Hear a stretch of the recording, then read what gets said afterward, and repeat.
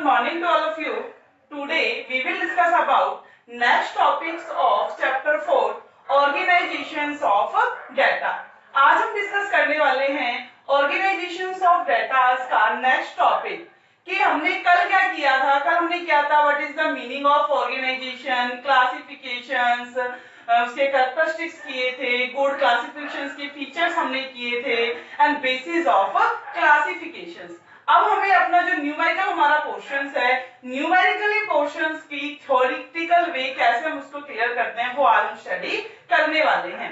जैसे कि फर्स्ट है कॉन्सेप्ट्स ऑफ वेरिएबल. तो what is the meaning of variables की वेरिएबल्स क्या होते हैं. तो variables A variable are features which is capable of being measured or change its value.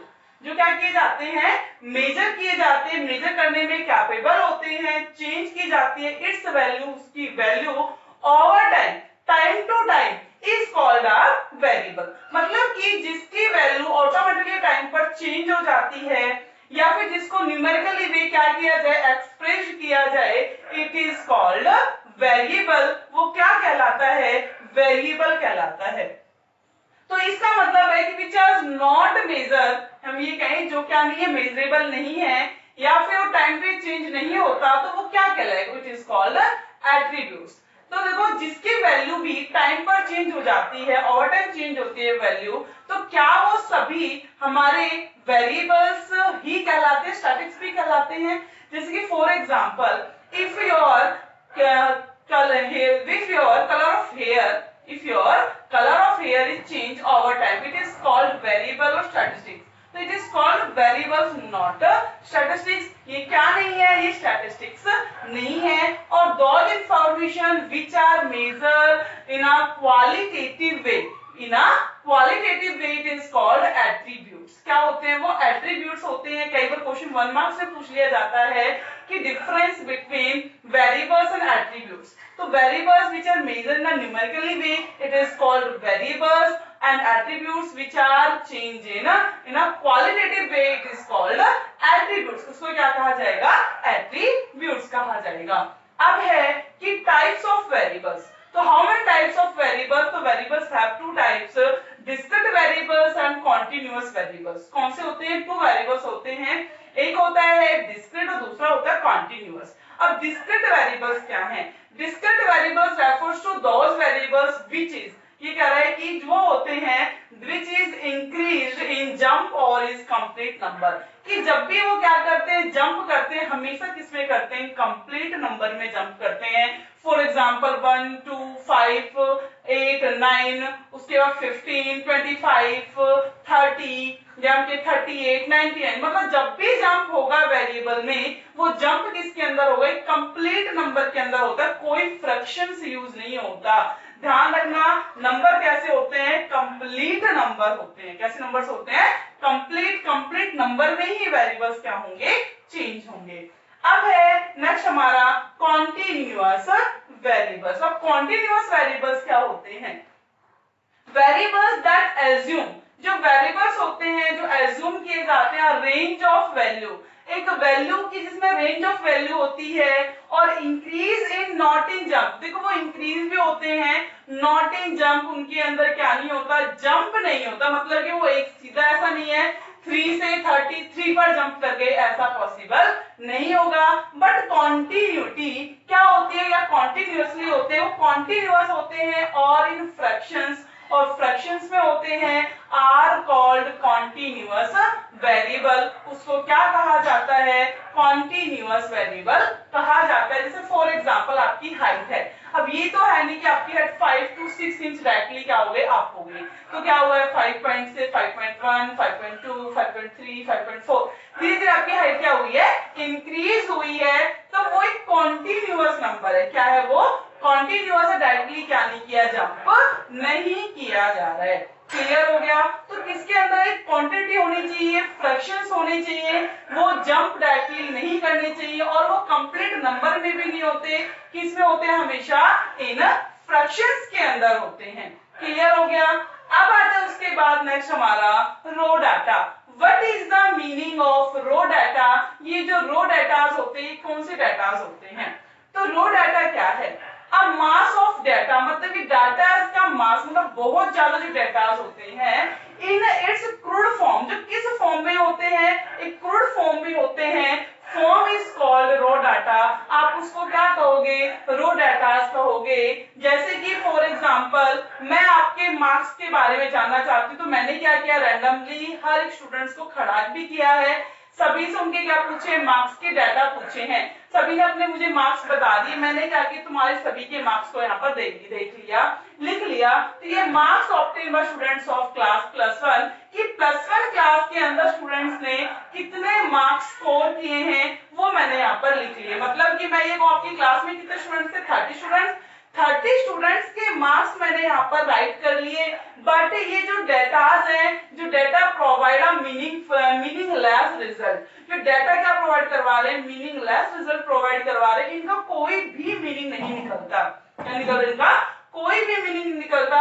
अब इनको मीनिंगफुल बनाने के लिए हमें क्या करना होगा, क्योंकि देखो मीनिंगलेस डाटा भी कलेक्ट किया, उनका भी कोई मीनिंग नहीं निकलता है, तो ये डाटा सारे बेकार है। तो इनको मीनिंगफुल बनाने के लिए अब क्या करना होगा, इन डाटास को एक स्टैटिस्टिकल सीरीज में अरेंज करना होगा। इसके अंदर डाटास को एक स्टैटिस्टिकल सीरीज में करना होगा, तो उसे बोलते हैं conversion of raw data into a statistical series. कि जो रो डाटास होते हैं उसको किसमें, स्टैटिस्टिकल सीरीज में कैसे कन्वर्ट किया जाएगा।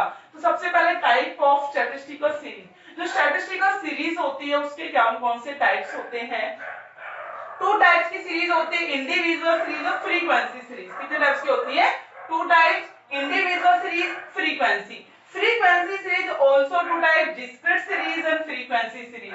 डिस्क्रीट सीरीज आती है इसके अंदर और क्या आती है, फ्रीक्वेंसी। अब इसको वन बाय वन हमें क्या करना है, एक्सप्लेन करना है कि जो डेटाज है, जो मीनिंगलेस डेटाज है, उनको मीनिंगफुल बनाने के लिए सीरीज में उनको कैसे कन्वर्ट कराया जाएगा, वो हम क्या करने वाले हैं, अभी स्टडी करने वाले हैं।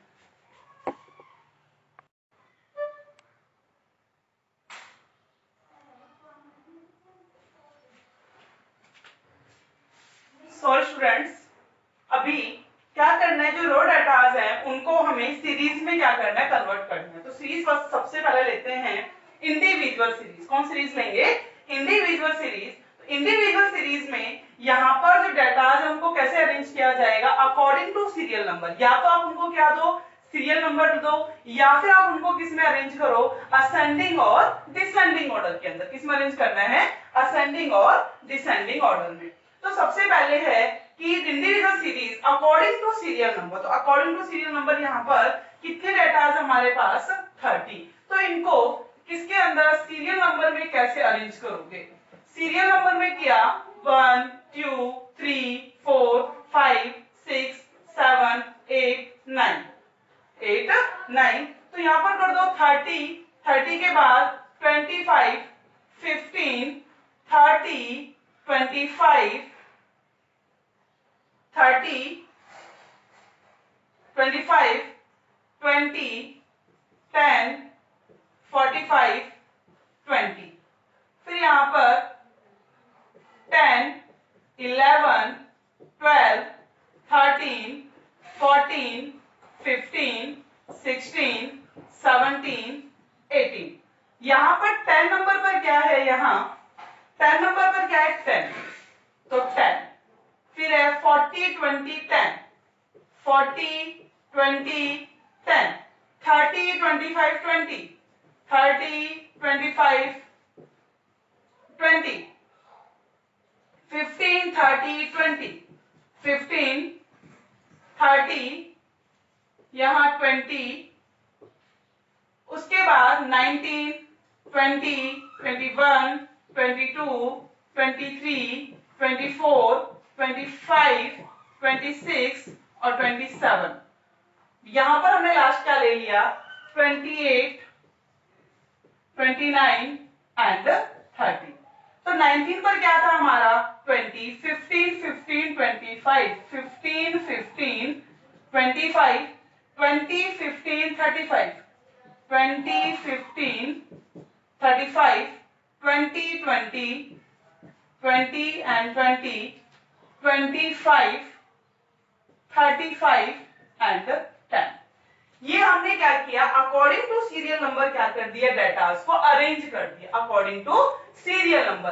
तो 1 2 3 4 5 1 से लेकर 30 तक सीरियल नंबर दिए, उसके अकॉर्डिंग डेटास को क्या कर दिया हमने, अरेंज कर दिया। ये इंडिविजुअल सीरीज का क्या है, फर्स्ट पार्ट है कि जब भी डेटास को सीरियल नंबर में क्या किया जाएगा, कन्वर्ट किया जाएगा। देखो ये 1 मार्क्स में, 3 मार्क्स में, 4 मार्क्स में, 6 मार्क्स में क्वेश्चन बनता है। आपको डेटा दे दी जाएंगे, फिर वहां ये बोला जाता है अरेंज इट्स इंडिविजुअल सीरीज। तो इंडिविजुअल सीरीज में ऐसा नहीं है कि आप एक सीरीज में क्या कर दो, इनको अरेंज कर दो। आपको क्या करना होगा, पहले अकॉर्डिंग टू सीरियल नंबर इन्हें अरेंज करना होगा, फिर असेंडिंग और डिसेंडिंग नंबर के अंदर भी क्या करना होगा, आपको इसको अरेंज करना पड़ेगा। तो ये तो हमने अकॉर्डिंग टू सीरियल नंबर किए। अब हम क्या करते हैं, इसको सेकंड असेंडिंग और डिसेंडिंग ऑर्डर के अंदर क्या करते हैं, अरेंज करते हैं, असेंडिंग और डिसेंडिंग में। तो सबसे पहले हम लेते हैं असेंडिंग ऑर्डर। क्या लेते हैं, असेंडिंग ऑर्डर। तो असेंडिंग ऑर्डर के अंदर सबसे छोटी अमाउंट है वो कितनी है, 10। कौन सी है, 10। अब 10 कितने टाइम्स आया हुआ है, देखो 1 2 3 4। तो 1 2 3 एंड 4, 10 हो गया। 10 के बाद नेक्स्ट हमारा डाटा कौन सा है, 15। कौन सा है, 15। तो 15 1 यहां पर नहीं है, यहां भी नहीं है, 2 3 4 5। 15 कितनी बार है, 5। 1 2 3 4 एंड 5, 15 हो गया। 15 के बाद क्या है, 20। क्या है, 20। तो how much time of 20, 20 1 2 3 4 5 6 7 and 8 times है। 1 2 3 4 5 6 7 एंड 8।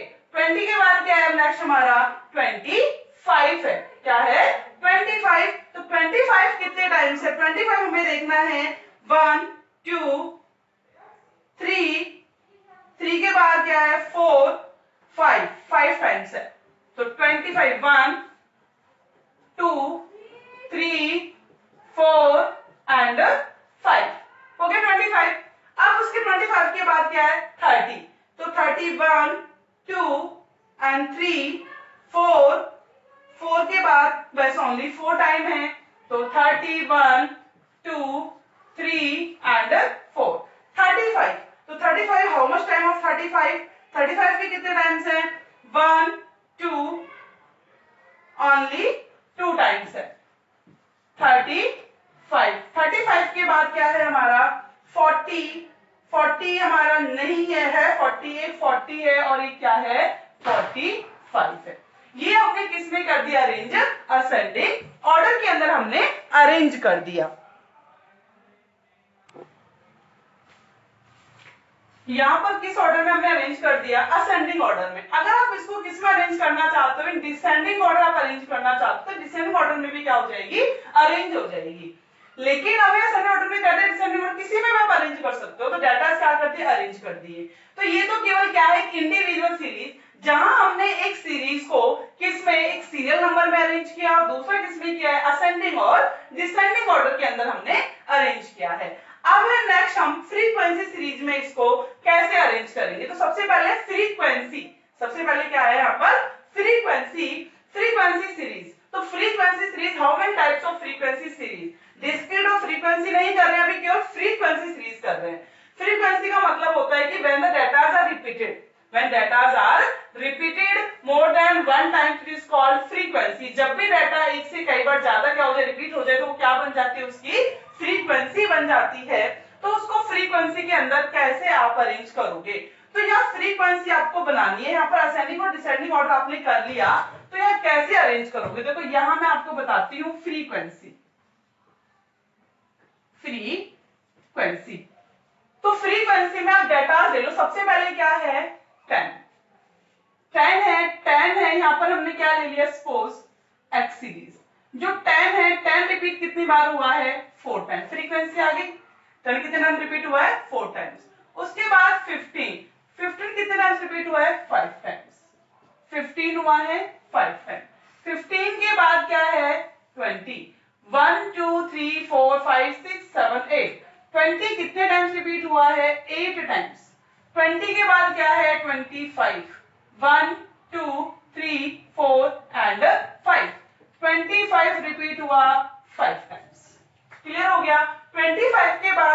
30, 30 रिपीट हो रहा है 4 टाइम्स, 30 हुआ 4 times and 35 2 times and 41 and 45 1 times.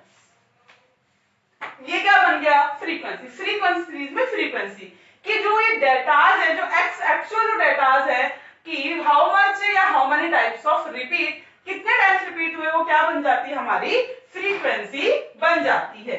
तो फ्रीक्वेंसी तक सभी को क्लियर हो गया होगा कि फ्रीक्वेंसी पे कैसे करना है। हम यहाँ पर इसको देखते हैं। ये एक्स सीरीज हमने मान ली, एक्स में 10, 15, 20, 25, 30, 35, 40 एंड 45।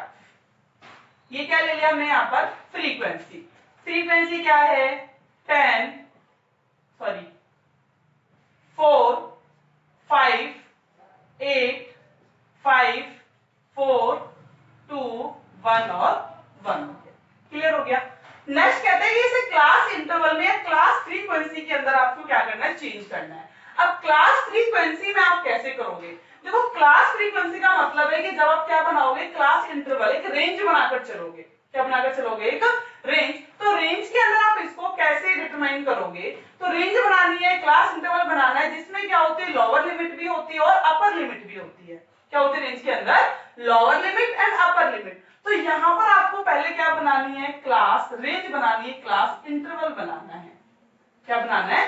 Class interval. तो क्यों ना आप 10 to 15 तक 5 का डिफरेंस ले लो। देखो 0 to 10 यहां आपने क्या ले ली? फ्रीक्वेंसी। 10 तक कोई आइटम नहीं है क्योंकि सारे आइटम 10 वाले हैं और एक्चुअली सीरीज में 10 इंक्लूड नहीं होता। 0 यहां पर आपने लिया 10 to 15, जैसे यहाँ 5 to 10 चले हो। 10 to 15 हाउ मच डेटास? तो कितने डेटास है 10 से 15 तक? 15 एक्सक्लूडेड है 4।